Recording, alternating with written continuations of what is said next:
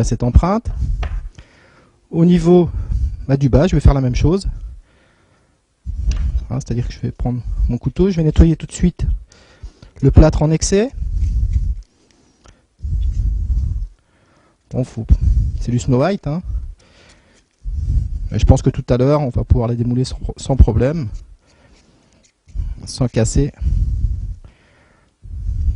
Voilà.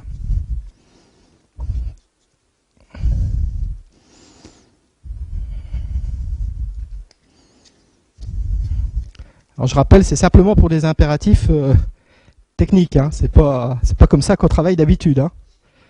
On fait pas les empreintes secondaires avec le Snow White.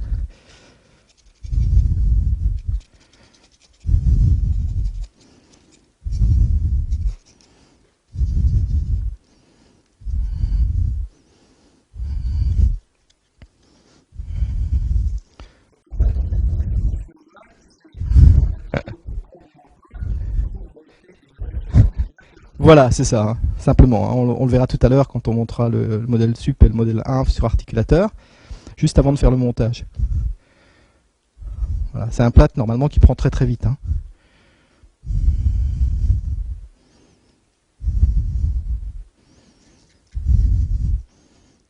C'est un plâtre de chez Kerr. Je pense que beaucoup de gens le connaissent, hein, voire tout le monde. Voilà. Vous voyez. Et puis en dessous, notre split nous donne un croisillon comme ça qui va permettre, quand on fera l'empreinte secondaire, donc cette empreinte, quand on va la tailler, quand on la mettra sur articulateur, de pouvoir la désocler facilement pour pouvoir mettre ce modèle en moufle et le ressortir pour faire l'équilibration finale. Voilà. Donc voilà, j'ai démoulé l'empreinte secondaire du bas, là, dont je vous avais parlé tout à l'heure. Il n'y a pas eu de problème, donc finalement le Snow White est un plâtre quand même assez résistant. Vous voyez.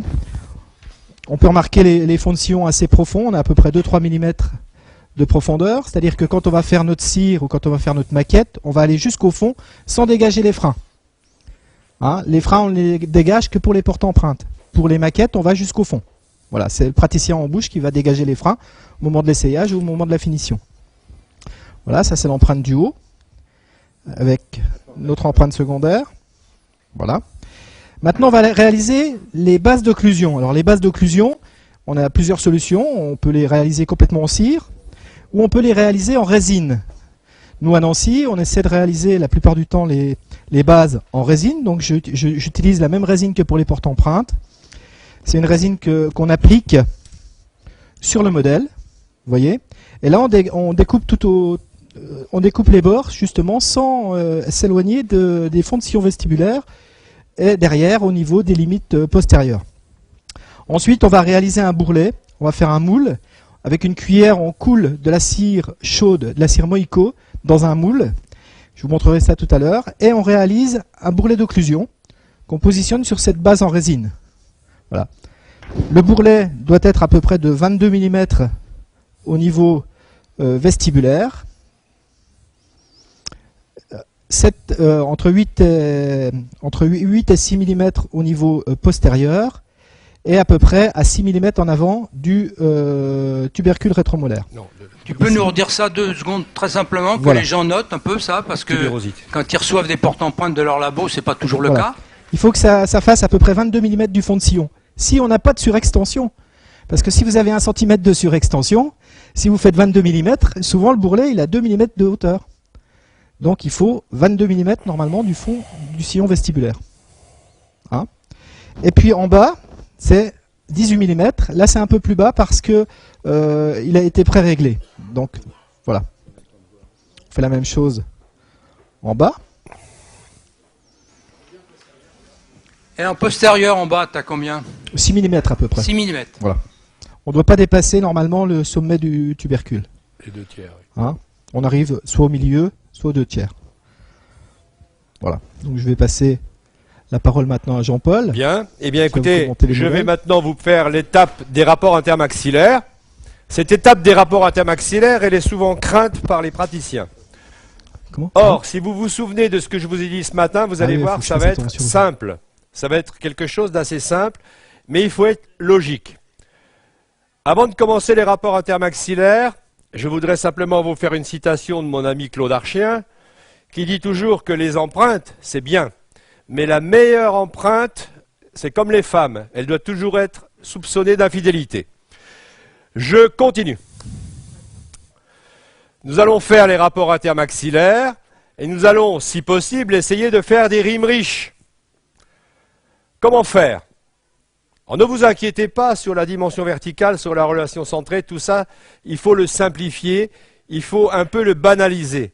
Et vous allez encore vous rendre compte d'une chose, c'est que si le laboratoire vous a fait des bonnes maquettes, vous n'êtes pas loin du résultat.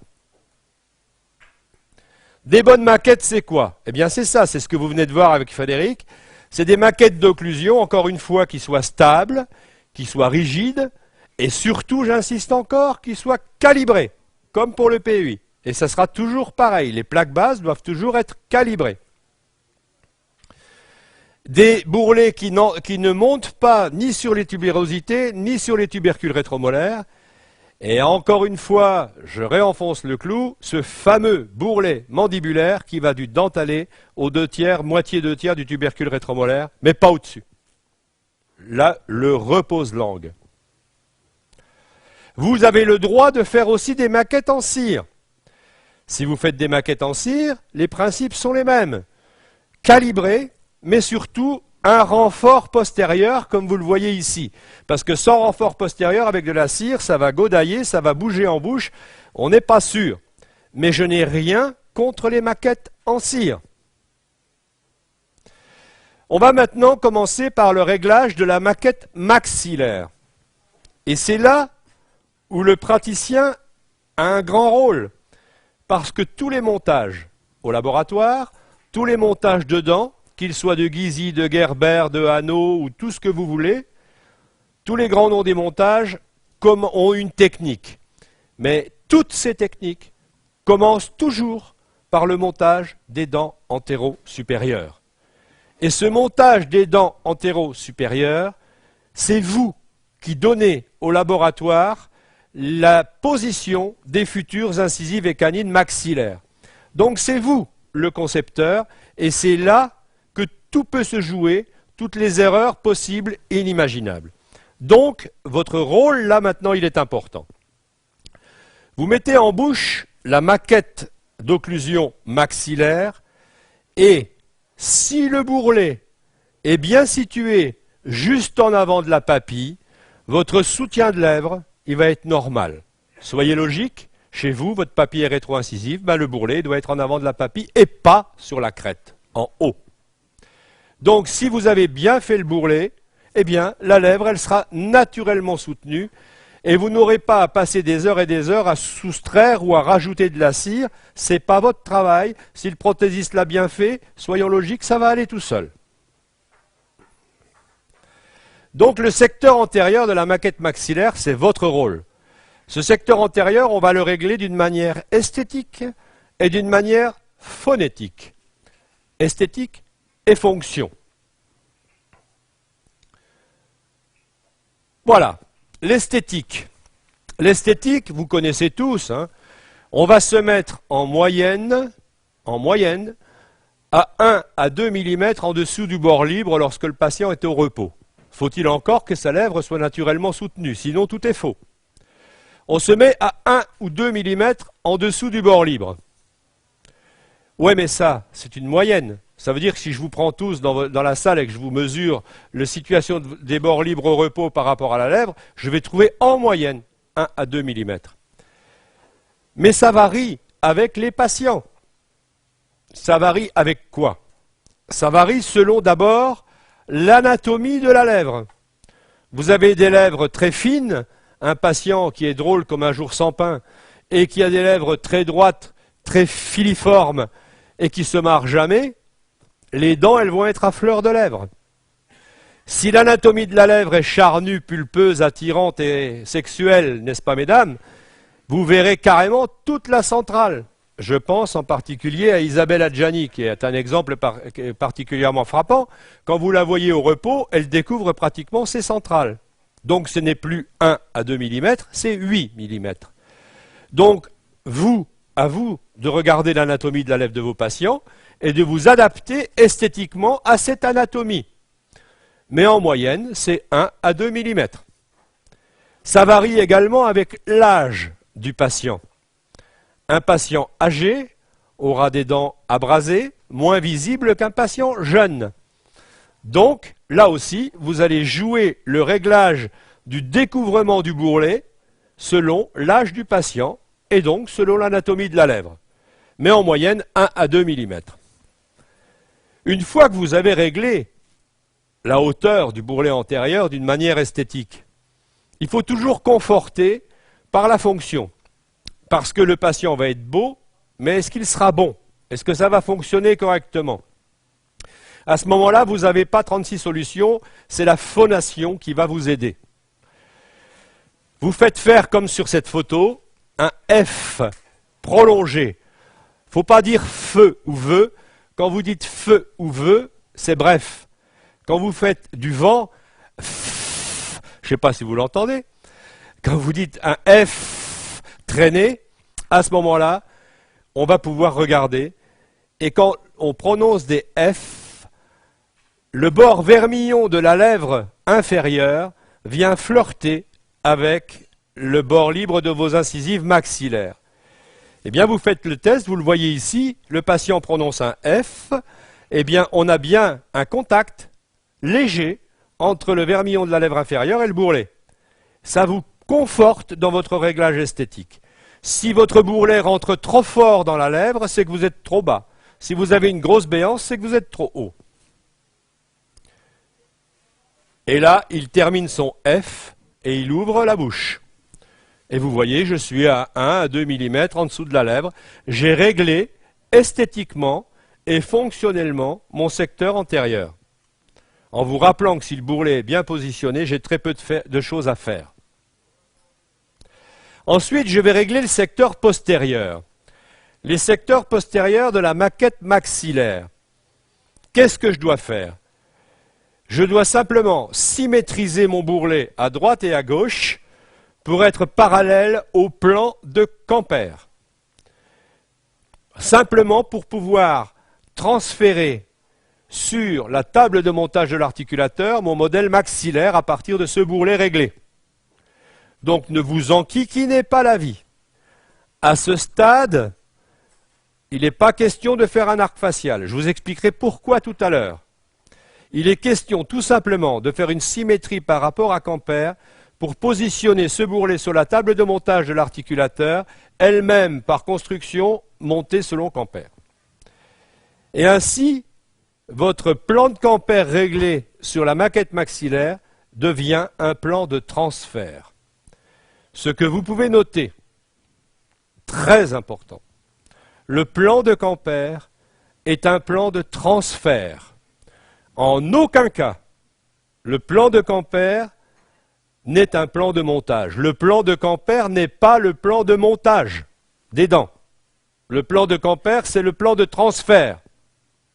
Or, rappelez-vous, vos études, il y a longtemps, quand vous preniez votre plan de Camper, que vous montiez la maquette maxillaire sur l'articulateur avec la table, qu'à partir de là, vous montiez sur la table vos dents, vous partiez donc du plan de Camper pour faire le plan de montage. Et très souvent, vous accentuiez à l'arrière la courbe pour monter la courbe de Spey qui ne touchait plus la table de montage.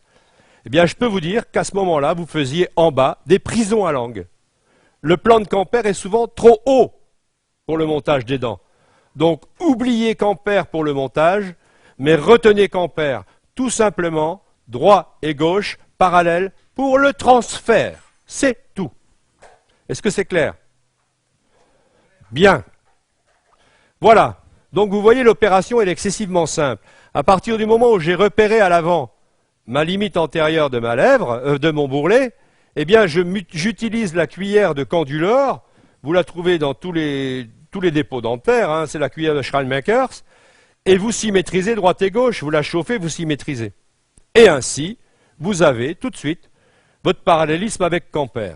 Et puis je vais vous dire, Camper c'est le tragus, point sous-nasal. Mais si vous commencez à vous mettre au sommet du tragus, à la base du tragus, au milieu du tragus, grosso modo, je m'en fous. Le tout, c'est que vous soyez pratiquement selon qu'ampère et que ce soit symétrique à droite et à gauche pour que le laboratoire puisse ensuite agencer correctement son futur montage. Donc voilà, vous voyez, simple, le réglage de la maquette maxillaire, c'est quelque chose d'excessivement simple. Soutien de l'aide naturelle par le bourrelet, réglage antérieur, esthétique phonétique, et à l'arrière, un petit coup de cuillère qu'ampère. Terminé. Voilà un plan de qu'ampère que je suis allé chercher très loin. Maintenant, je vais m'occuper de la fameuse dimension verticale d'occlusion, la bouteille à encre. Il y a un bouquin qui a été fait par Samoyan, ne l'achetez surtout pas, ça ne sert à rien, qui a retrouvé une centaine ou 110 méthodes d'évaluation de la dimension verticale d'occlusion. Ça commençait par la méthode simple et puis ça se termine par la téléradiographie, par des tas de cirques. Non, restons simples et cliniques. Nous sommes au cabinet, nous sommes tous les jours au cabinet, nous n'avons pas de quoi faire de la cinémaradiographie ou de la téléradiographie tous les jours, donc on va rester simple. Et si on est logique, ça va marcher. Donc ne vous creusez pas le chou avec cette fameuse dimension verticale d'occlusion. Je veux tout simplement vous dire une chose. Si votre bourrelet maxillaire est bien réglé, comme on vient de le faire, si votre bourrelet mandibulaire prépare bien les concavités pour l'orbiculaire, et que le plan occlusal mandibulaire va bien du dentalé, c'est-à-dire fleur de lèvre inférieure, moitié 2/3 du tubercule, vous avez 9 chances sur 10 pour que votre DVO soit correct. D'accord? Soyons logiques. La DVO, comment on la recherche? On la recherche tout d'abord esthétique. On met un point sous le bout du nez, un point sous le bout du menton, et on recherche une égalité des lèvres, un bon soutien, etc. On va la chercher simplement. Voilà, mon patient, il est calme, il est détendu, les lèvres sont jointes, mes maquettes sont correctes, et je suis logique avec moi-même. Mon dentalé n'est pas à 3 mm au-dessus de la lèvre, il est à ras de la lèvre. Mon bourrelet mandibulaire, il ne va pas au-dessus des tubercules rétromolaires parce que chez vous, les dentés, bah, c'est comme ça. Eh bien, je vais refaire la même chose. Et voilà, il ne faut pas chercher de midi à 14 heures. Si vos bourrelets sont bien réglés, vos maquettes vont s'affronter tout à fait correctement et vous n'aurez pas à retoucher pendant des heures et des heures, comme je l'ai fait moi-même pendant des années, ces fameuses maquettes. Donc, logique, simple. Mais, une fois que vous avez trouvé la DVO esthétique, il faut encore une fois la conforter par la phonation. Et là, je vais faire prononcer des phonèmes à mes patients. Je leur fais prononcer le phonème S. Pourquoi? Parce que lorsqu'on prononce des S, c'est là où l'espace libre d'inocclusion est le plus fin. Ça veut dire que si mon patient, il a réellement un espace libre d'inocclusion quand il parle et qu'il prononce des S, il pourra le faire aussi pour tous les autres phonèmes. Donc, je recherche le test de Silverman, c'est-à-dire le test du S. Si c'est une jolie femme, je lui fais prononcer tendresse, caresse, fesse, etc. Si c'est un épicurien, bah, ça sera saucisson, etc., etc. Mais ça ne marche pas très bien. L'idéal, c'est de piéger le patient. Parce que si votre patient ne fait que prononcer des S, il va devenir S-conscient et il va articuler, donc il va fausser les rapports et il va vous donner des résultats faux. Donc le tout, c'est de le piéger. Alors vous pouvez le faire compter de 50 à 70. Quand il compte à haute voix et lentement de 50 à 70, bah là aussi, il n'y a que des S. Alors moi, je le fais prononcer de 1 à 20, et quand il prononce les